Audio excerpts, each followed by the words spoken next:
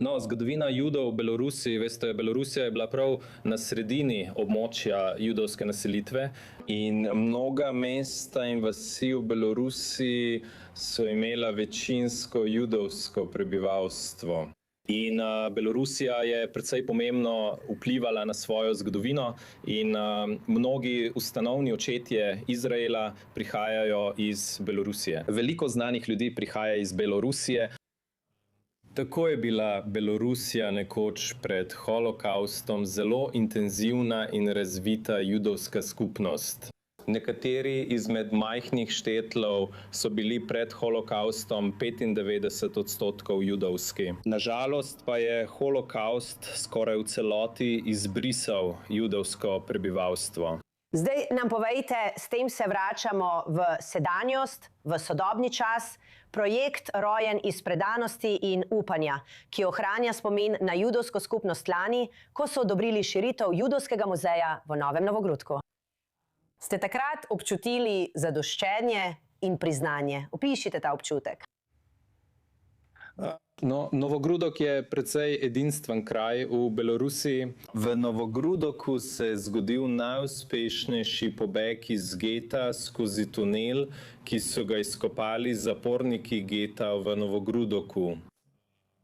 In več kot 232 zapornikov geta je pobegnilo skozi tunel. Niso vsi preživeli, vendar jih je veliko preživelo, več kot 100. Tunel je bil dolg 200 metrov. Pred več kot letom dni smo v judovski skupnosti in judovski verski zvezi sklenili, da je v Belorusiji prostor za muzej holokausta. In odločili smo se, da predlagamo Novogrudok kot to mesto, saj poznamo zgodovino, poznamo neverjeten in edinstven pobeg. In skupaj z drugo veliko dobrodelno fundacijo, imenovano PIS, smo podpisali sporazum z občino Novogrudok. Zgradimo, odpremo muzej holokausta. Pravzaprav ne samo muzej holokausta, ampak muzej holokausta in judovskega odpora v Novogrudoku, ki temelji na že obstoječem muzeju judovskega odpora v Novogrudoku, ki v mestu deluje že od leta 2007. In leta 2025 smo se odločili razširiti razstavo, dejansko razširiti zgodbo in postaviti Novogrudok na zemljevid kot muzej holokausta in judovskega odpora. In podpisali smo ustrezni dogovor. Priredili smo mednarodni simpozij s strokovnjaki za holokaust z vsega sveta, iz ZDA, Velike Britanije, Kanade, Izraela, Rusije, Belorusije. Na simpoziju, na konferenci so sodelovali ljudje, kot so Martin Din, Joana Mihlič in drugi. In ustanovili smo svetovalni svet.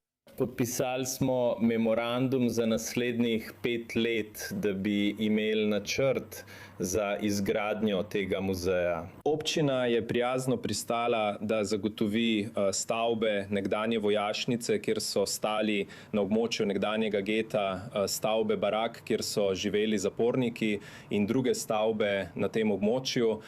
In iskali smo tudi vlagatelje, donatorje, ki bi podprli naš projekt.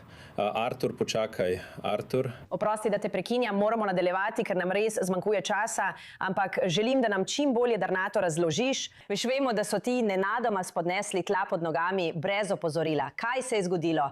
Nenadna dražba in prodaja lokacije judovskega geta zasebnemu kupcu. Kaj se je zgodilo in kakšna pravna sredstva lahko uporabiš? Če sploh kakšna? Opravičujem se, ker sem zelo čustven. Ne, to je zelo čustveno. Ni se ti treba opravičevati, seveda. Zelo zanimivo je. Ja, ker veš, mi smo naslednja generacija. Mi smo nosilci te dediščine in zgodovine. Dejansko so bile stavbe na območju nekdanjega geta prodane zasebniku. Mi kot skupnost, kot judovska verska skupnost, o tej prodaji nismo vedeli ničesar. Prodane so bile podjetju in zasebniku, ki že ima ne muzeja, ampak bolj tematski park nedaleč od prestolnice. Kar dober tematski park, veste, ki pripoveduje zgodovino. Belorusije skozi imerzivno izkušnjo. Ampak bili smo zelo zaskrbljeni. Najprej zato, ker so bile dejanske stavbe in dediščinske stavbe, kjer je bil muzej, prodane zasebni osebi, kar nam ne daje nobenega zagotovila za prihodnost muzeja. In potem se je začel pogovor o tem, da bi stavbo spremenili v imerzivno izkušnjo geta, kjer bi ljudje lahko doživeli, kako težko in strašljivo je bilo za zapornike geta, z bodečo žico, stolpi, lutkami oblečenimi v nacistične vojake. Vse, kar je povezano s holokaustom, je treba zelo občutljivo zasnovati in v sodelovanju z judovsko skupnostjo, s širšo javnostjo, z potomci preživelih, z strokovnjaki, z muzeji. In spet naša skrb je, da je to zasebni muzej. Mislim, najprej še nikoli nisem slišal nikjer na svetu za primer zasebnega muzeja holokausta. In potem spet samo država lahko zagotovi, da bo muzej v prihodnosti ohranil svoj namen, bo odprt za javnost in ne bo spremenil koncepta.